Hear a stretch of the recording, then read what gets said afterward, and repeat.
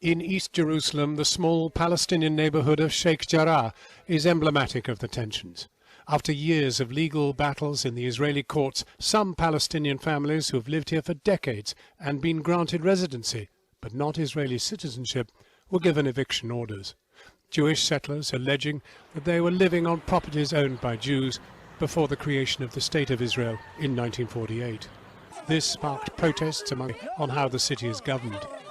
Tensions rose throughout the Islamic holy month of Ramadan and culminated at the Al-Aqsa Mosque complex in Jerusalem's Old City, next to the holiest site in Judaism, Temple Mount.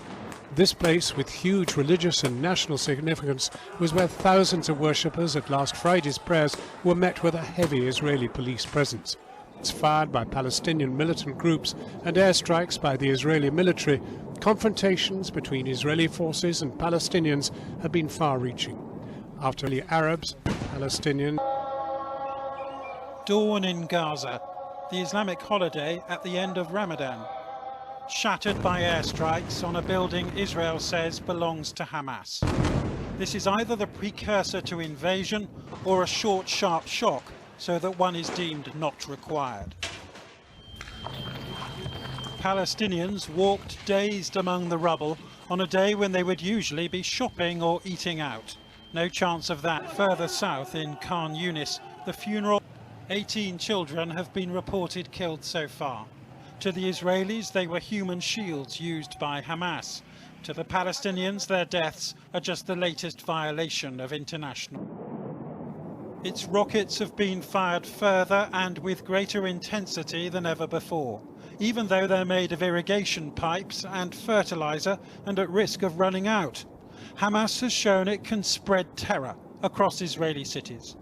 The building was watching the conflict on the news when suddenly he became part of it.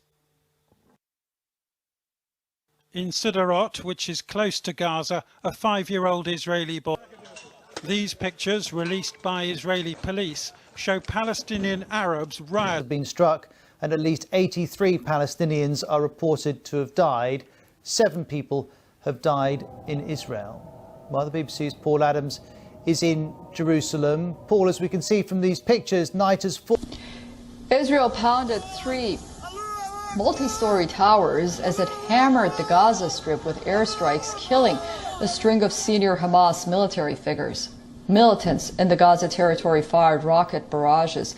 Dozens have died in the worst violence since a 2014 war with no resolution in sight.